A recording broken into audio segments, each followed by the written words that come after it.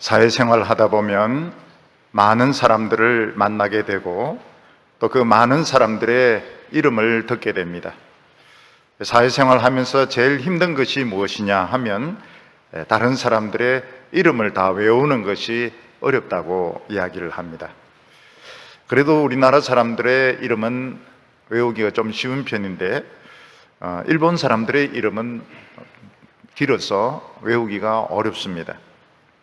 또 미국 사람들은 보면 그 사람들이 러시아 출신도 있고 또 아랍 출신도 있고 한국 출신도 있고 그 성이 굉장히 어렵습니다. 그래서 미국 사람들 이름을 풀네임으로 다 외우는 것은 참 어려운 일에 속합니다. 근데 사람들의 그 이름이 가치가 달라질 때가 있습니다. 옛날에 보면 대학교 이 합격자 명단을 벽에다 이렇게 붙여놨는데 그 합격한 사람들의 그 이름이 얼마나 대단하게 보이는지 모릅니다. 그리고 법원에서 판결을 내릴 때 판결을 주문을 쓰고 나서 판사 누구누구 이렇게 할 때 그 이름이 굉장히 위험을 가지는 것을 볼 수 있습니다. 2차 대전 때 독일 사람만이 아니고 전 세계 사람들을 두렵게 했던 이름이 있었는데 히틀러라는 이름이었습니다. 이 히틀러라는 이름 하나 때문에 얼마나 많은 사람이 죽었는지 아마 수천만 명 되는 사람이 죽었을 것입니다. 그런데 나중에 히틀러보다 더 위대한 이름이 나타나게 되었습니다. 그것은 히틀러와 싸워서 이긴 루즈벨트라든지 처칠이라든지 스탈린 같은 사람들의 이름이 히틀러보다 더 위대한 이름이 되었습니다. 시편 99편을 보면 하나님의 이름이 크고 두려운 이름이다 이렇게 말씀하고 있습니다. 아마 이 당시 이스라엘 주변에서는 하나님보다 더 두려운 그런 왕들의 이름들, 신들의 이름들이 많이 있었을 것입니다. 그런데 시편 99편은 하나님의 이름이야말로 가장 크고 두려운 이름이다 이렇게 말씀하고 있습니다. 시편 99편의 배경이 언젠지는 정확하게 알 수가 없지만 이 분위기를 보면 히스기야 때 그 아수르가 공격한 예루살렘을 포위했던 그런 때인 분위기가 많이 느껴질 수 있습니다. 왜냐하면 이 모세나 여호수아 때를 제외하고는 하나님의 이름이 가장 위대하고 높임을 받았을 때가 바로 이 아수르의 공격을 받다가 천사가 내려와서 아수르 군대 18만 5천 명을 그냥 하룻밤 사이에 다 멸망시켰을 때 하나님의 이름이 제일 높임을 받았기 때문에 그렇게 생각할 수 있습니다. 유다 백성들, 예루살렘 사람들은 이 아수르 군대 18만 5천 명 사네립 이 왕이 보낸 이 군대 앞에서 그들의 운명은 마치 바람 앞에 촛불과 같은 그런 처지였습니다. 근데 하나님께서 하룻밤 사이에 천사 한 명을 내려보내서 그 18만 5천 명을 다 죽게 하심으로 하나님이 얼마나 위대하신가, 하나님이 얼마나 크신 분이시고 두려운 분이신가 하는 것을 하나님께서 나타내 줬습니다. 오늘 우리 주위에는 크고 두려운 이름들이 참 많이 있습니다. 중국의 시진핑 수석 이러면 그 이름을 함부로 말할 수 없습니다. 그 이름은 아주 크고 두려운 이름입니다. 러시아 대통령 푸틴 이렇게 해도 그 이름은 아주 무서운 이름입니다. 미국 대통령 트럼프 그러면 뒤에서는 미친 사람 이렇게 하지만 그 사람은 굉장한 힘을 가지고 있습니다. 북한의 김정은도 지금 굉장히 두려운 이름이 지금 되고 있습니다. 이런 사람들은 전쟁을 일으킬 수 있는 사람들이고 많은 사람들을 죽게 할 수 있는 힘을 가진 사람들입니다. 그런데 오늘 이 시편 99편을 보면 그런 사람들이 크고 무서운 사람이 아니고 하나님이야말로 가장 크고 두려운 이름이라고 말하고 있습니다. 오늘 우리들은 이 세상 그 정치 지도자들, 세상의 권력자들의 이름이 너무나도 대단하게 느껴지기 때문에 오늘 우리가 하나님께 예배 드리는 것이 과연 무슨 도움이 되겠는가? 이게 마음에 잘 와닿지 않을 때가 많이 있습니다.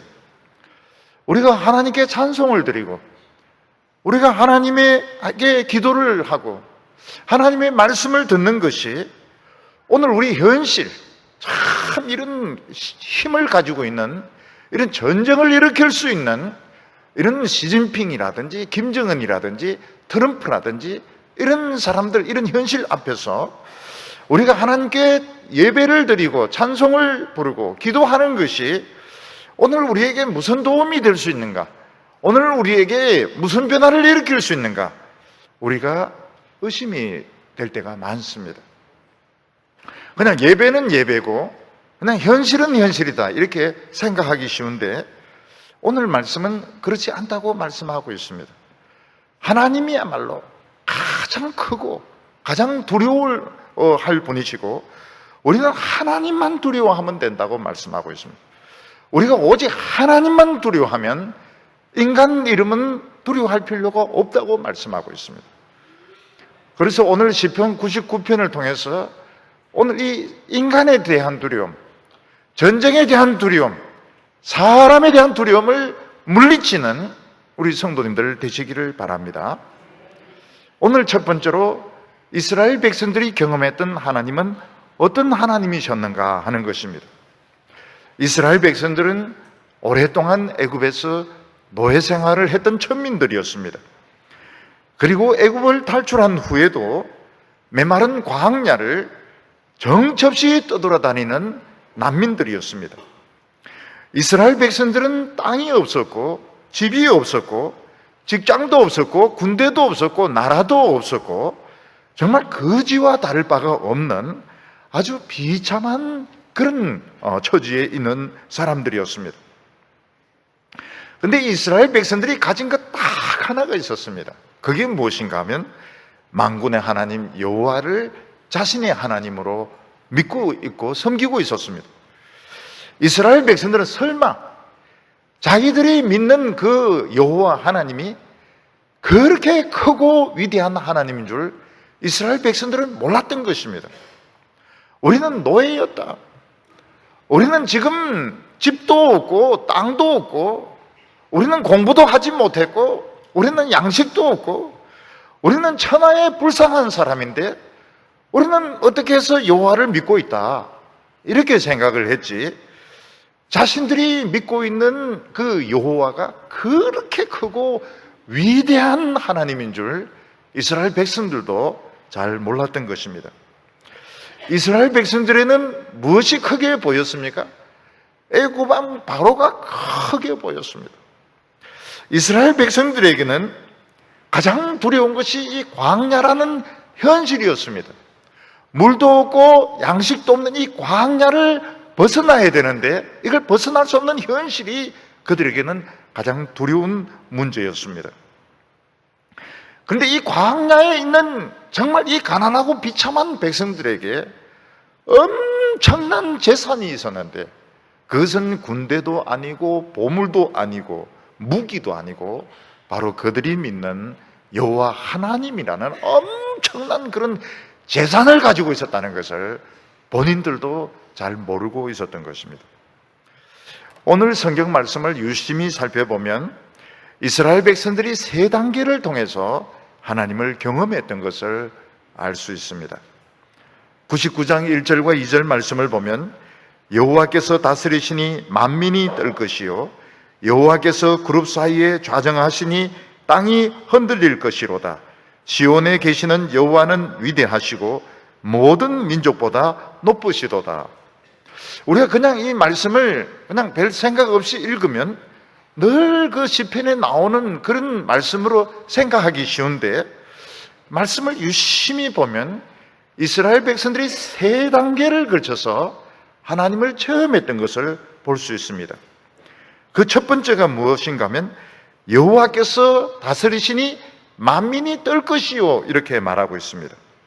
첫 번째 이스라엘 백성들이 경험했던 하나님은 만민들 가운데서 이방인들 가운데서 능력을 행하셨던 하나님을 이스라엘 백성들은 처음 경험을 했습니다.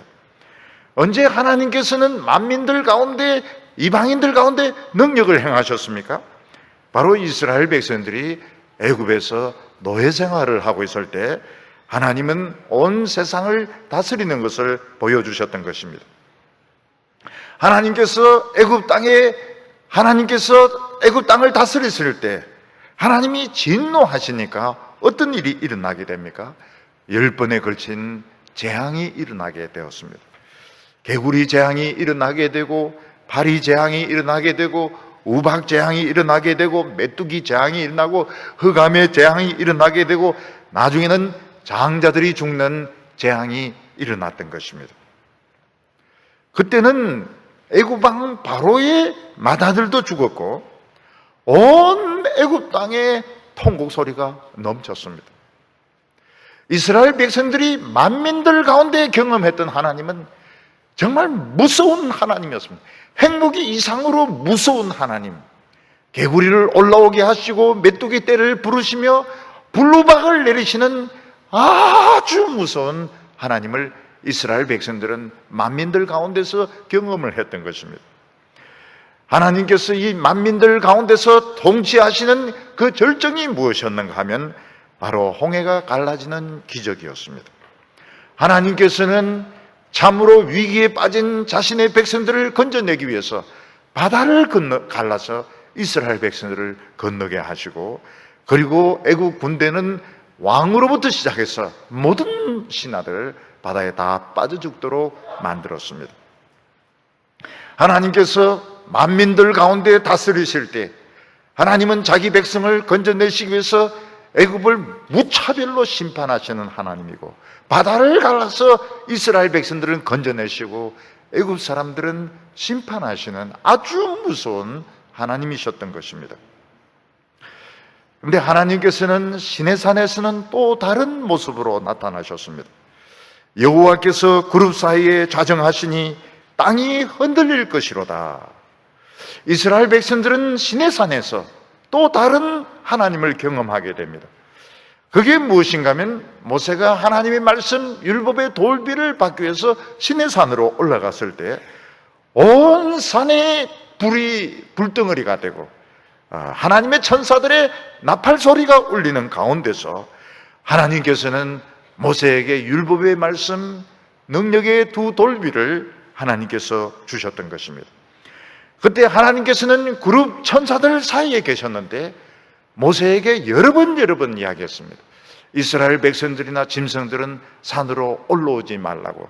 하나님은 거룩한 하나님이시기 때문에 그 바운다리, 그 경계선을 침범하지 말라고 말씀하셨습니다. 이스라엘 백성들은 말씀하시는 하나님이 너무너무 두려웠기 때문에 하나님의 말씀 한마디 한마디가 너무나도 무서웠고 두려워서 모세에게 우리는 하나님 말씀을 들을 수가 없다고, 당신이 가서 하나님 말씀을 듣고 우리에게 전해달라고 부탁을 했습니다. 그래서 시내산에서 이스라엘 백성들이 경험했던 하나님은 불 가운데서, 나팔 소리 가운데서 감히 접근할 수 없는 그런 영광과 능력 가운데서 말씀하시는 하나님이었습니다. 이스라엘 백성들은 모세를 통해서 하나님의 말씀을 들었는데 그 하나님의 말씀은 반석을 쳐서 생수가 솟아나는 능력으로, 그리고 하늘에서 만나가 내리는 능력으로 이스라엘 백성들에게 나타나게 되었습니다. 광야에서 이스라엘 백성들은 전 세계에서 가장 가난한 백성들이었습니다.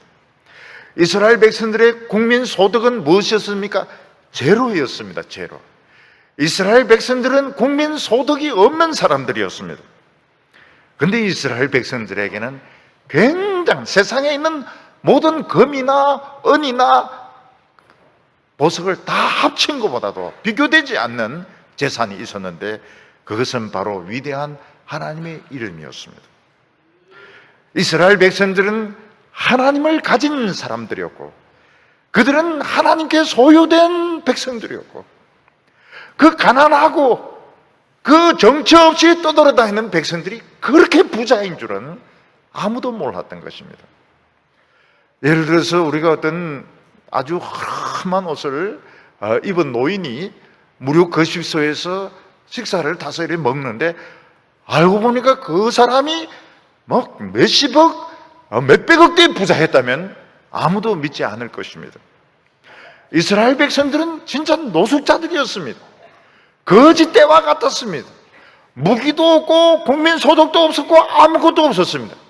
그러나 이스라엘 백성들은 전 세계 최고 부자였습니다. 왜냐하면 하나님을 가진 사람들이었기 때문입니다.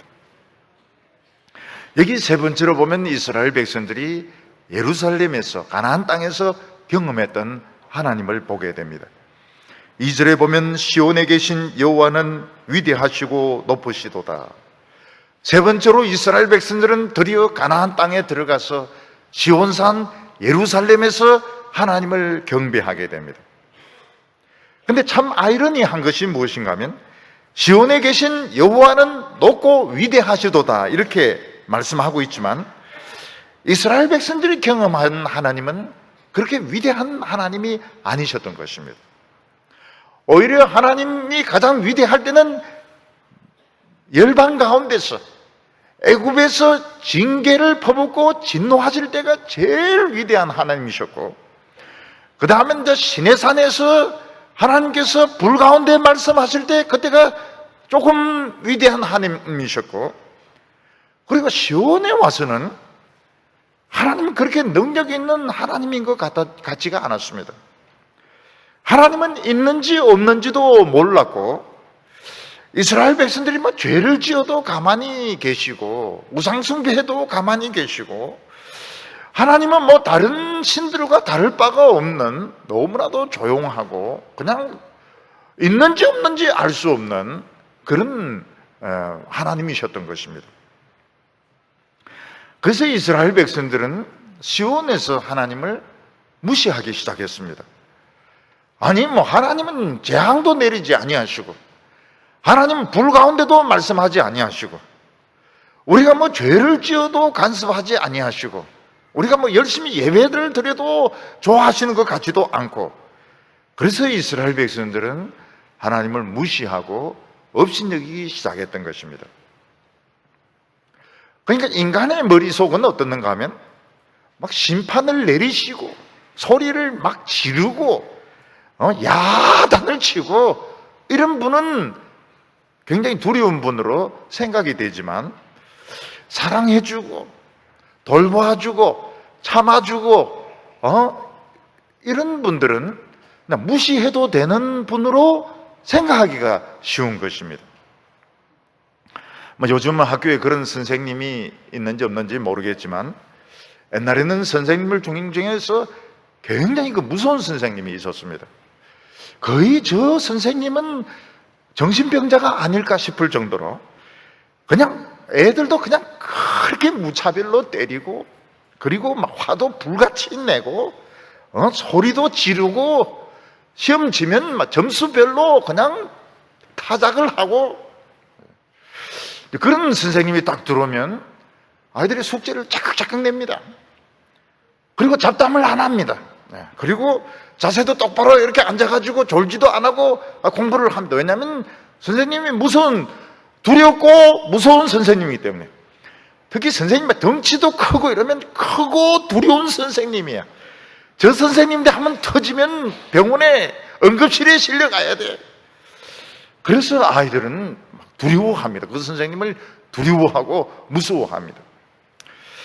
근데 선생님이 너무 성품이 좋으셔서 아이들이 막 떠들어도 그냥 내버려 두시고, 숙제 검사도 안 하시고, 지각 좋다 해도 늘 웃고 잘했다 그러고, 그러면 아이들이 그 선생님을 업신여기기 시작하고 우습게 알기 시작하고, 선생님의 장난을 치고 어떤 데는 막 대들고 이러는 것을 보게 됩니다.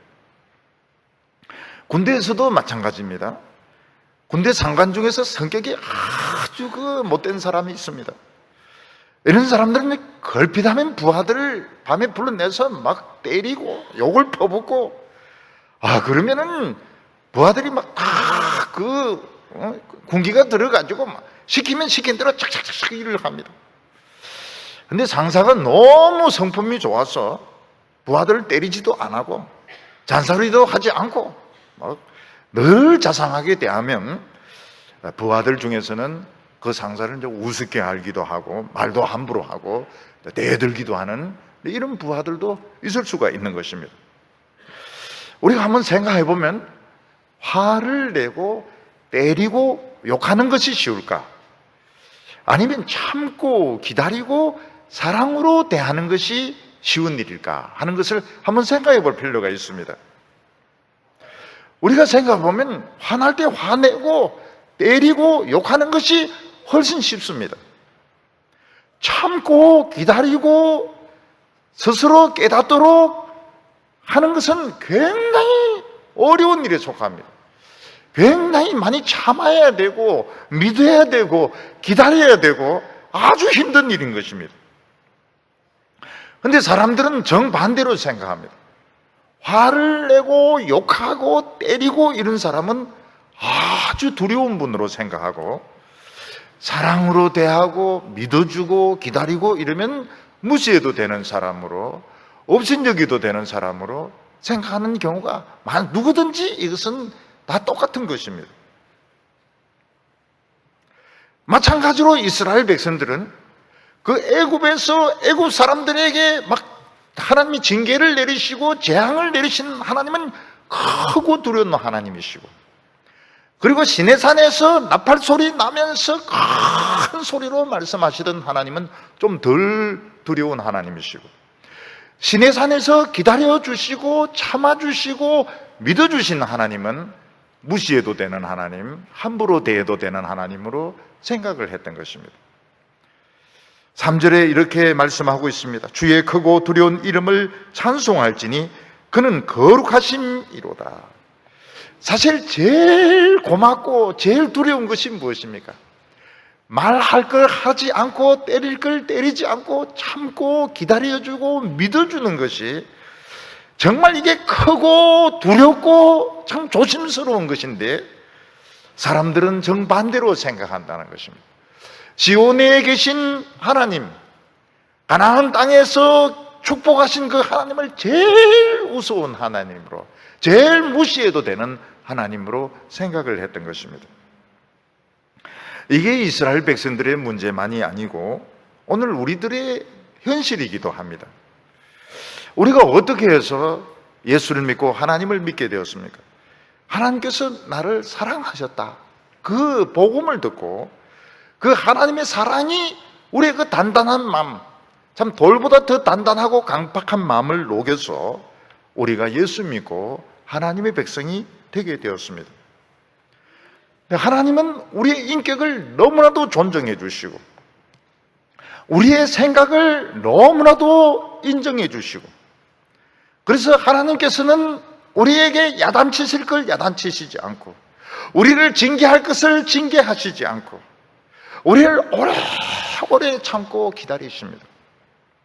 그런데 우리 마음속에는 어떤 생각이 드는가 하면 하나님은 두려워할 필요가 없는 하나님이시구나, 하나님은 내 마음으로 막 대해도 되는 하나님이시구나, 이런 생각들이 우리 마음속에 자리 잡게 되었던 것입니다. 무슨 말인가 하면 애굽에서 10가지 재앙을 내리시고 홍해를 가르신 하나님보다도, 시내산에서 불같이 말씀하시는 그 하나님보다도 오늘 우리를 믿어주시고 기다려주시고 오늘 우리에게 참 말할 수 없는 그 신뢰를 보이는 하나님이 정말 크고 두려운 하나님이신데, 오늘 우리에게 자유를 주시고 오늘 우리의 인격을 인정을 해주시고 우리가 좀 잘못된 길로 가더라도 기다려주신 하나님이 정말 크신 하나님이신데 우리는 정반대로 생각을 한다는 것입니다. 우리는 하나님을 무시해도 되는 것으로, 내 고집과 내 야망대로 행해도 되는 것으로, 그런 식으로 하나님의 신뢰를 악용을 지금 하고 있는 것입니다. 오늘 우리가 한번 생각해 보면요, 내 지위를 이용을 해서 약한 사람들 학대하는 것이 쉬운 일일까요? 아니면 그 약한 사람을 기다려주고 도와주고 좀 실수를 했을 때 참아주고 이게 더 쉬운 일일까요?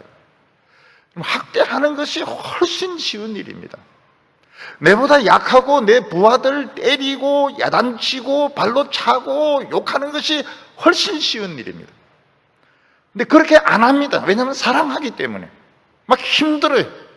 속에 막 부글부글 끓고 막 때리고 싶고 욕하고 싶지만 그렇게 하지 않습니다. 왜냐하면 그 인격을 존중해 주기 때문에, 믿기 때문에, 기다려주면 깨달을 것을 믿기 때문에 참습니다. 부모님 많이 참습니다. 그게 위대한 것이죠. 부모님이 위대한 것이 바로 그런 것입니다. 자기 자식을 믿습니다. 믿고 사랑하고 기다립니다. 오늘 이 세상은 어떤 세상입니까? 약한 자를 괴롭히는 사람이 참 크고 대단한 사람으로 생각하는 세상입니다. 나보다 약한 사람을 못되게 굴어야 대단한 사람으로 스스로도 그렇게 인식하는 세상입니다. 우리는 이 세상에서 늘 학대받으면서 욕을 얻어먹으면서 살아왔기 때문에 우리는 그런 쪽으로 익숙해져 있습니다. 그래서 누군가 아주 못되게 굴고 못된 말을 하고 이러면은 더 신경을 써주고, 여러분 음식점이나 이런 데서도 마찬가지, 손님들 중에서 막 투정을 부리고 막 음식 가지고 터집을 잡고 그런 사람이 사실은 별 볼 일 없는 사람이에요. 근데 그쪽에 신경을 써야 됩니다. 신경 안 써주면 막 시끄럽게 하니까요. 근데 사실은 그게 별게 아닙니다. 참아주고 기다려주고 못 본 채 해주고 믿어주고, 이게 더 위대한 건데 사람들은 정반대로 생각하는 것입니다. 남을 학대하고 괴롭히고 터집을 잡고 막 문제를 일으키고 이런 게 대단한 것으로 착각을 지금 하고 있는 것인데, 하나님이 우리를 참고 기다려주고 믿어주고 이걸 무시해도 되는 것으로, 근데 성경은 뭐라고 말씀하십니까? 그게 아니라는 겁니다. 하나님은 크고 두려워할 뿐이라고 말씀하고 있습니다. 그래서 오늘 우리가 지금 예배드린 하나님이 최고로 크신 하나님입니다. 이스라엘 백성들이 애굽에서 경험을 하고 홍해에서 경험하고 시내산에서 경험하고 시내산에서 경험했던 하나님보다 더 큰 하나님이 어떤 하나님이신가 하면 아들을 십자가에 못 박고 오늘 우리에 대해서 기다려 주시고 말씀해 주시고 오늘 우리의 찬양을 들으신 하나님이 말할 수 없이 위대하고 크신 하나님이신 겁니다. 오늘 두 번째로 우리가 생각할 것은 우리가 사람을 두려워할 것인가 하나님을 두려워할 것인가 하는 것입니다. 만약 이 세상에서 나를 막 괴롭히는 깡패가 있다면 우리는 그 깡패를 두려워할까요? 하나님을 두려워해야 될까요? 핵무기를 가지고 전쟁을 일으키겠다고 위협하는 이런 북한의 이런 통치자와 하나님 사이에 우리는 누구를 더 두려워해야 될까요? 우리의 생각으로는 당장 나에게 고통을 주고 당장 전쟁을 일으키고 모든 것을 파괴시킬 수 있는 사람이 우리에게는 더 두렵습니다. 왜냐하면 하나님은 눈에 안 보이시고 머리로는 하나님이 존재하지만 현실로는 하나님이 나를 도우실지 어떻게 하실지 우리가 알 수 없기 때문에 우리는 나를 괴롭히는 그 깡패가 두렵고 핵무기를 가지고 전쟁을 일으키려고 하는 북한의 통치자가 두렵고 나를 회사에서 내쫓을 수 있는 그런 인사권을 가진 사람이 두려운 것입니다. 그래서 우리는 늘 사람을 의식합니다. 우리는 늘 사람을 두려워하면서 살아가고 있습니다. 오늘 성경 말씀은 잘못 생각하고 있는 거라고 말하고 있습니다. 우리가 두려워해야 될 분은 오직 하나님 한 분밖에 없다고 말씀하고 있습니다. 왜냐하면 하나님은 우리의 일거수일투족을 다 보고 계시고 하나님의 허락 없이는 참새 한 마리도 떨어질 수 없기 때문에, 참새도 떨어질 수 없고 깡패가 나를 때릴 수도 없고 북한이 미사일을 쏠 수도 없기 때문에 하나님 한 분만 두려워해야 된다고 말씀하고 있습니다. 근데 실제로 우리 신앙생활 하면서 우리가 느끼는 현실감은 어떻습니까? 하나님은 좀 멀리 계신 것 같고 사람이 내 모든 인사를 결정하는 것 같습니다. 사람이 내 직장에 머물러 있고 나가는 것을 결정하는 것 같고 사람이 내 물건을 빼앗기도 하고 안 빼앗기도 하는 것 같고 사람이 나를 때리기도 하고 안 때릴 수도 있고, 사람이 나에게 욕을 할 수도 있고 욕을 하지 않을 수도 있기 때문에 우리는 사람을 두려워합니다. 그런데 성경은 뭐라고 말씀하고 있는가 하면, 사람을 두려워하면서 하나님을 두려워하지 않는 것은 참 어리석고 미련한 일이라고 말씀하고 있습니다. 왜냐하면 우리가 하나님을 두려워하면 어떻게 됩니까? 하나님이 그 악한 자를 다스려 주십니다. 하나님이 깡패를 다스려 주시고 북한을 다스려 주시고 인사권을 가진 사람을 다스려 주시고 하나님께서 다스려 주시기 때문에 우리를 못 건드리는데, 우리는 자꾸 사람을 의식하고 사람을 두려워하고 사람을 무서워하는 것입니다. 4절에 보면 능력 있는 왕은 정의를 사랑하시느니라. 주께서 공의를 견고하게 세우시고 주께서 야곱에게 정의와 공의를 행하시나이다. 여기 보면 하나님을 능력 있는 왕이라고 말씀하고 있습니다. 하나님이 능력 있는 왕이란 것은 무슨 뜻입니까? 이 세상에 많은 왕들이 있습니다. 러시아 대통령도 있습니다. 미국 대통령도 있습니다. 중국의 수석도 있습니다. 북한의 무슨 위원장도 있습니다. 그렇지만 그런 통치자들을 심판하는 능력 있는 왕이 우리 하나님이십니다. 그 하나님은 어떤 하나님이십니까? 능히 우리의 문제도 해결할 수 있는 분이십니다. 우리가 하나님을 제대로 두려워하기만 한다면, 우리가 하나님을 제대로 높여드리기만 한다면, 하나님께서는 이런 사람들, 이런 통치자들을 하나님 심판하시고 공의를 행하시고 정의를 행하시는 하나님이라고 말씀하고 있습니다. 그런데 이스라엘 백성들은 이것을 믿지 못했습니다. 왜냐하면 이스라엘 백성들의 눈에 하나님은 보이지 않았습니다. 하나님은 그들을 간섭을 하지 않는 것 같았고, 하나님은 그들이 무슨 짓을 해도 그냥 내버려 두시고 무능하신 하나님처럼 보였습니다. 그리고 이스라엘 백성들 눈에는 그 주위에 있는 그 무기를 가진, 군사를 가진 그 왕들, 아수르 왕이라든지 이런 사람들이 굉장히 두려운 존재로, 아주 무서운 존재로 그들에게 생각이 되었습니다. 이스라엘 백성들은 우상숭배를 해도 하나님은 가만히 계시고, 남의 물건을 빼앗아도 가만히 계시고, 다른 사람을 학대해도 가만히 계시고, 이게 얼마나 하나님께서 참고 계신지, 얼마나 하나님이 그들의 인격을 존중하고 계신지 생각하지 않고 하나님을 막대해도 되는 것으로 이스라엘 백성들은 생각했던 것입니다.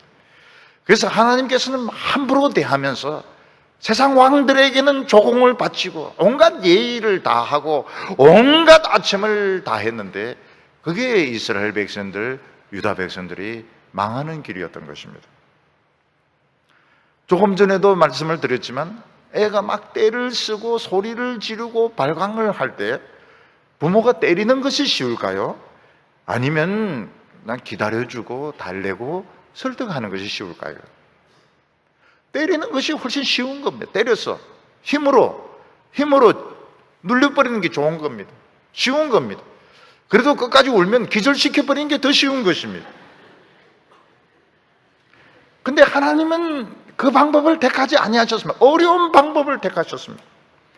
그게 끝까지 기다려주시고 믿어주시고 웃어주시고 사랑해주시고, 시온의 하나님이 정말 위대한 하나님이셨던 것입니다. 이 위대한 사랑 앞에 고개가 숙여지게 되고, 이런 위대한 하나님을 참 내 마음속에 소중하게 받아들일 때 이게 하나님을 높여드리고 이게 하나님을 두려워하는 것이 되는 것입니다. 아직도 하나님이 기다리고 계실 때, 내가 정신적으로 방황하고 있고 때로는 하나님께 반항하고 있고 때로는 세상을 사랑하고 있음에도 불구하고 하나님이 기다려주시고 믿어주시고 아직까지 미소를 짓고 있을 때에 시간이 있는 것입니다. 이게 얼마나 위대한 것인가, 이게 얼마나 하나님이 참 크신 분이신가. 그래서 마음의 정신을 탁 차리고 하나님 앞에 무릎 꿇을 때 하나님 크신 하나님이십니다. 내 같은 인간을 기다려주시고 믿어주시고 참아주시고 참 하나님 대단한 하나님이십니다. 하나님 앞에 무릎 꿇는 순간 이건 대박을 터뜨리는 것입니다. 왜냐하면 우리가 하나님 앞에 무릎을 꿇는 순간 하나님이 기다려주시고 참아주신 것을 깨닫고 감동을 받고 무릎을 꿇는 순간 하나님은 우리의 허물을 다 사하여 주시고 우리의 그 부족했던 그 인생을 100점으로 만들어 주십니다. 그리고 우리가 생각하지 못했던 축복의 세계로 우리를 데려가시는데 참 희한한 생각하지도 못했던 그 축복의 세계로 우리를 데리고 가시는 겁니다. 그래서 진정한 믿음이 무엇인가 하면 어떤 종교 행위를 열심히 하고 종교 생활을 열심히 하고 이걸 하나님이 원하지 않아요. 하나님은 제사를 원하지 않고 사랑을 원한다고 말했습니다. 하나님이 너를 사랑하는 것을 믿는 것을 원한다고 했습니다. 아직 하나님이 참고 계시고 기다려주고 계실 때 하나님이 나를 믿고 계셨구나. 하나님이 참고 계셨구나. 하나님이 정말 대단한 하나님이시구나. 내가 이 하나님 앞에 무릎 꿇어야 되겠다. 내가 이 하나님만 죽어도 사랑해야 되겠다. 하나님 앞에 무릎 꿇을 때 어떤 일이 일어나게 됩니까? 이게 복 중에 최고의 축복받는 순간인 것입니다. 왜냐하면 하나님께서는 우리의 부족한 삶을 채워주시고 우리의 원수들을 하나님께서는 심판하시고 공의로 심판하시고 정의로 심판하시고 다스려 주시기 때문에 우리 힘으로 해결할 수 없었던 일들이 해결이 되는 것입니다. 우리의 부족하고 수치스럽고 부끄러웠던 것은 다 가리워 주십니다. 그런데도 불구하고 끝까지 하나님을 우습게 알고 신앙생활 안 하는 건 아닙니다. 신앙생활 하지만 자기 고집대로 자기 방식대로 끝까지 고집을 부릴 때 하나님도 실망을 하십니다. 이제는 더 안 되겠구나. 내가 오래 기다렸는데 내가 한 30년 40년 기다렸는데 그래도 끝까지 고집을 버리지 않을 때 하나님은 어떻게 하십니까? 그 수치와 위선이 드러나게 하시고 결국 인생 밑바닥으로 내리치시는 것입니다. 그래서 망하는 겁니다. 그래서 종교적으로 하나님을 믿느냐 안 믿느냐 이건 의미가 없습니다. 중요한 것은 하나님 나를 믿어주시고 사랑해 주시는 것을 마음으로 받아들이냐 안 받아들이냐 이게 결정적으로 축복받는 핵심의 비밀인 것입니다. 5절에 보면 너희는 여호와 우리 하나님을 높여 그의 발등상 앞에서 경배할지어다 그는 거룩하시도다 이렇게 말씀하고 있습니다. 아직 시간이 있을 때에 하나님이 우리를 기다리고 계시고 믿어주고 있을 때에 하나님이 인내하고 계실 때에 얼마나 하나님이 크고 위대하신지 하나님께서 우박 재앙을 내리시고 전염병의 재앙을 내리시고 이런 하나님보다 얼마나 기다려주시는 하나님이 위대하신 하나님인가 그걸 깨닫고 하나님의 발등상 앞에 무릎 꿇을 수만 있다면 성공입니다. 대성공입니다. 하나님의 발등상은 하나님이 발을 놓는 발판을 말합니다. 하나님의 발판이 어디에 있습니까? 온 세상이 다 하나님의 발판입니다. 내가 하나님의 말씀을 듣고 은혜 받는 그곳은 바로 하나님의 발등상입니다. 그래서 내가 하나님의 말씀을 듣고 은혜 받았을 때 거기서 바로 무릎 꿇고 하나님 감사합니다. 기다려주셔서 감사합니다. 저를 믿어주셔서 감사합니다. 제 인격을 인정해 주셔서 감사합니다. 저는 하나님만 두려워하겠습니다. 저는 하나님만 높여드리겠습니다. 공부 필요 없습니다. 공부 필요 없고 돈 필요 없습니다. 세상 성공 필요 없습니다. 하나님만 높여드리겠습니다. 그때 하나님은 어떻게 하십니까? 모든 수치를 다 씻어주시며 지금까지 방황하고 지금까지 헤맸던 인생을 완전하게 100점짜리로 만들어주시고 그리고 상상하지 못했던 일들을 자꾸 일어나게 하십니다. 왜냐하면 이제 말귀가 통하기 때문에 이제는 말귀가 알아듣기 때문에 이제는 하나님이 참았던 축복을 막 부어주시는 겁니다. 우리가 이 세상에서 참 두려운 사람들 돈이 있고 권력이 있고 전쟁을 일으키려고 하는 이런 사람들은 어떻습니까? 우리가 하나님만 두려워하면 하나님이 그들을 밟아버리십니다. 마치 벌레를 밟듯이 그 큰 발로 밟아서 터뜨려 버리시고 어겨 버립니다. 우리가 악한 자를 두려워하면 두려워할수록 더 기고만장해지게 됩니다. 자신이 굉장히 대단한 것처럼 생각합니다. 사실은 아무것도 아닌데, 이 세상에서 다른 사람에게 못되게 굴고 사사건건 물고 늘어지고 따지는 그게 바보인데, 참 바보고 어리석어서 그런 짓을 하는데, 사람들은 나를 두려워하는구나, 나에게 설설 기는구나 이렇게 생각합니다. 여러분, 사람 누가 설설 깁니까? 속으로 다 욕을 하면서 그냥 겉으로 그런 채 하죠. 그게 바본 겁니다. 오늘 우리 하나님의 백성들은 어떻습니까? 엄청난 부자가 될 수 있습니다. 하나님 앞에서 무릎을 꿇고 하나님만 두려워하는 순간, 이건 세상의 어떤 대재벌보다 부자입니다. 왜냐하면 하나님을 가지기 때문에. 악한 통치자는 미친 사람이고 정신 나간 사람입니다. 이 세상에 교만한 사람들은 정신이 돌아온 사람들이에요. 우리는 그런 사람을 두려워할 필요가 없습니다. 그렇다고 해서 자극할 필요도 없습니다. 그냥 내버려 두면 되는 거예요. 마귀에게 실컷 이용당하고 그 인생은 비참하게 망합니다. 왜냐하면 깨닫지 못하기 때문에 그런 것입니다. 그래서 오늘 우리 성도들이 무엇을 해야 됩니까? 하나님 앞에 무릎 꿇는 것이 굉장히 위대한 것이구나. 하나님 앞에 무릎 꿇고 하나님만 높여드리는 것이 굉장히 성공하는 거구나. 이게 엄청난 축복의 비결이구나. 공부 아무것도 아닙니다. 공부 아무것도 아니에요. 돈 아무것도 아닙니다. 돈 그 많이 싼 거 다 먹을 수도 없습니다. 돈 그거 짜장면으로 해가 먹을 수도 없어요. 배 터집니다. 돈 아무것도 하고 명예도 아무것도 하고. 근데 사람들은 그게 대단한 것처럼 착각을 하고 있는 겁니다. 아무것도 아닙니다. 하나님 앞에서는 쓰레기밖에 되지 않습니다. 참으로 위대한 것이 무엇입니까? 하나님의 그 사랑을 믿고 받아들이고 그 하나님의 사랑에 무릎 꿇는 게 굉장히 중요합니다. 하나님 앞에 무릎 꿇고 기도할 수 있을 때, 하나님을 향하여 내 손을 들고 하나님만 사랑할 수 있을 때 성공입니다. 대성공입니다. 근데 말이 통하기 시작하는 거예요. 이걸 못하는 사람은 결국은 자기 착각에 빠져서 한평생을 허비하게 되고 마귀의 종이 되고 노예가 되어서 결국 마귀에게 코가 끼어서 끌려다니다가 나중에 비참하게 죽습니다. 오늘 여기 세 번째로 이스라엘의 위대한 재산이 나오게 됩니다.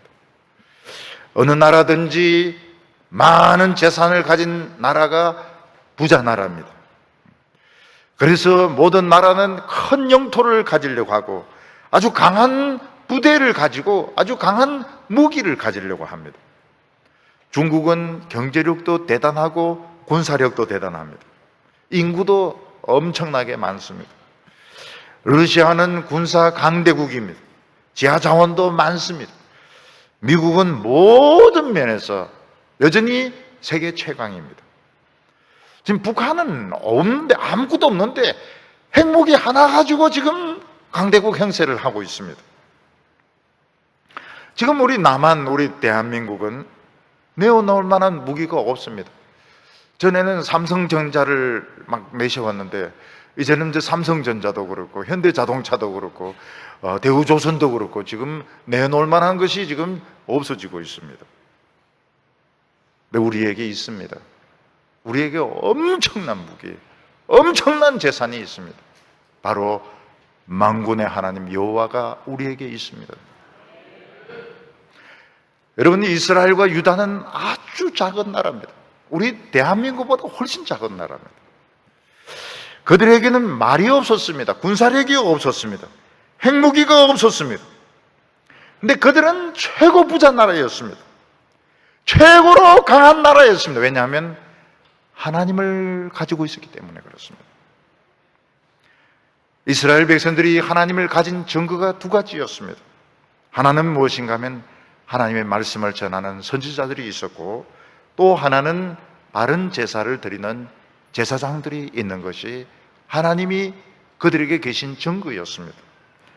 6절에 그의 제사장 중에는 모세와 아론이 있고 그의 이름을 부르는 자들에게는 사무엘이 있도다. 그들이 여호와께 간구하며 응답하셨도다. 모세와 아론은 출애굽 때 사람입니다. 애굽에는 강한 군대가 있었고 말과 병거가 있었고 부대가 있었고 돈이 있었습니다.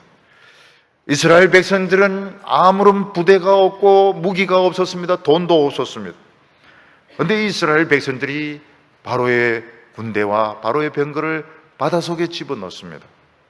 그 이유는 모세가 있었고 아론이 있었기 때문이었습니다.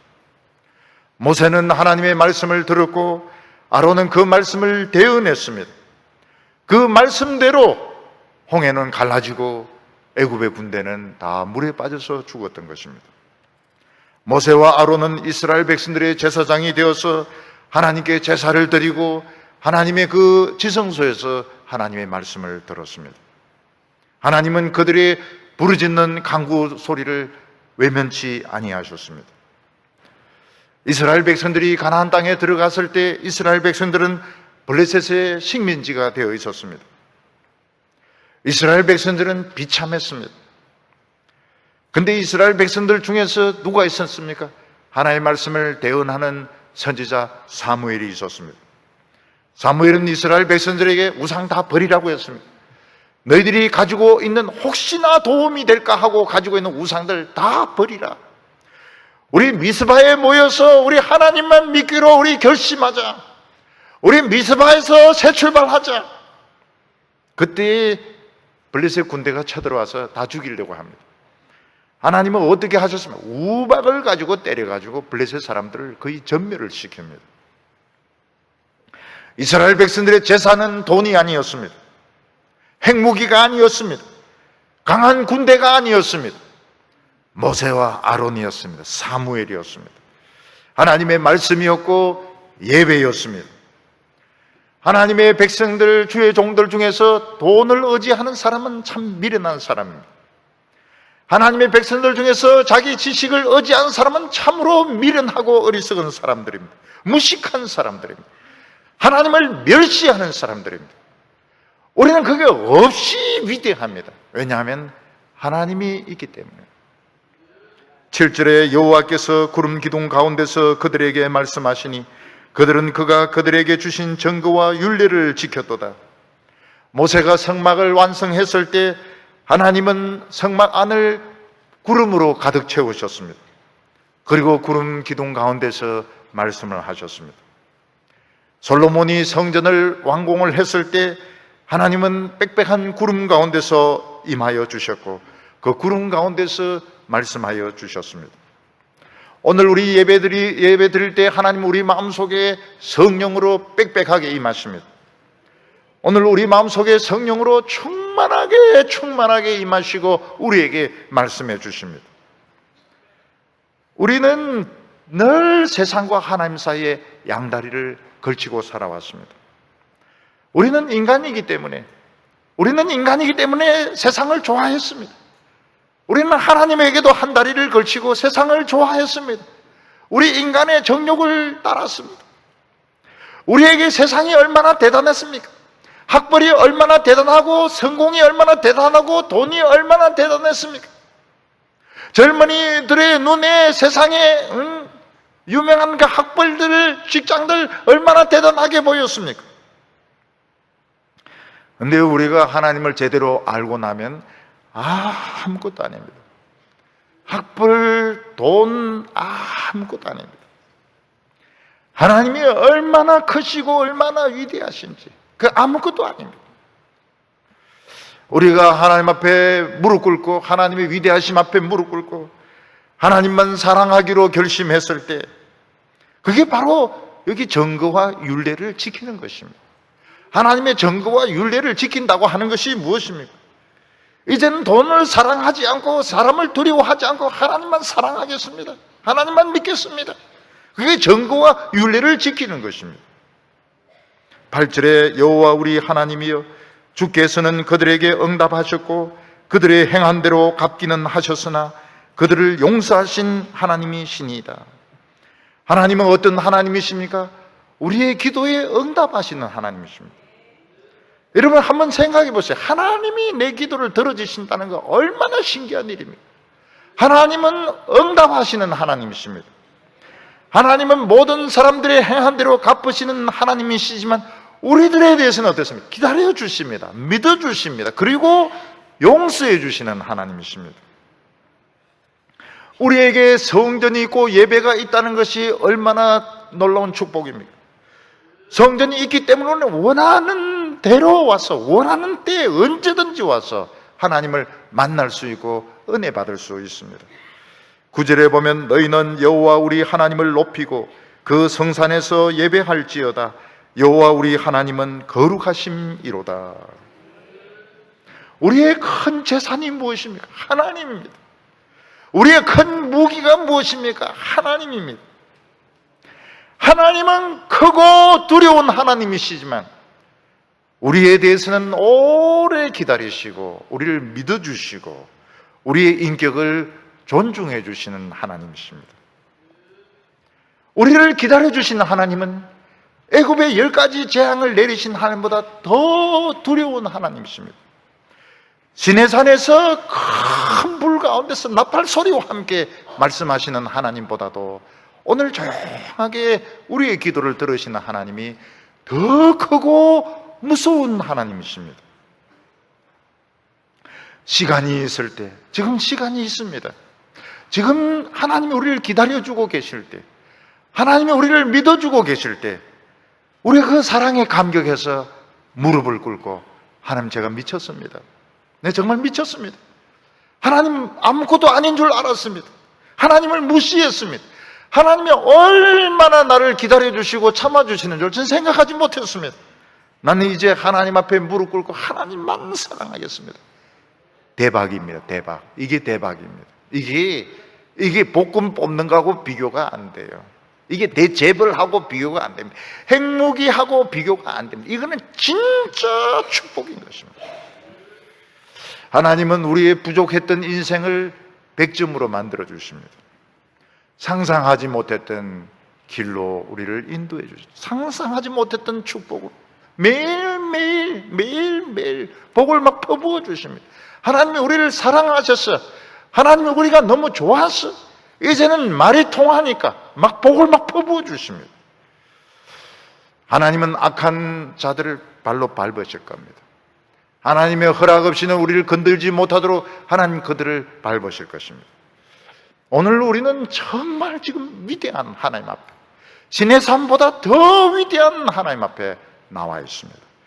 오늘 이 시간 하나님 앞에 무릎 꿇을 수 있다면, 우리가 하나님만 신뢰하고 사랑할 수 있다면 오늘 우리는 성공입니다. 오늘 다 성공하시는 우리 성도님들 되시기를 바랍니다. 기도드리겠습니다.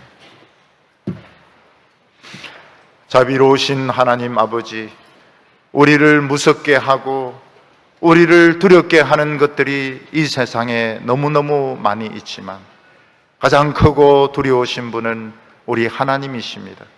하나님 내 생명 되시고 우리 가족들의 생명 되시고 우리들의 미래가 되심을 믿습니다.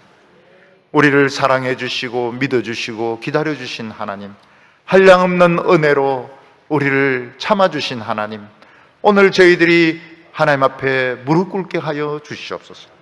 돈이 뭡니까? 명예가 무엇입니까? 권력이 무엇입니까? 하나님 앞에서는 아무 소용이 없습니다. 오늘 이 시간 우리가 진심으로 하나님 한 분만 붙잡게 하여 주시고 하나님만 사랑하게 하여 주셔서 오늘부터 우리 하나님 백성 되게 하여 주시고 참으로 위대하고 참으로 축복받은 사람들 되게 하여 주시옵소서. 예수님의 이름으로 기도하옵나이다.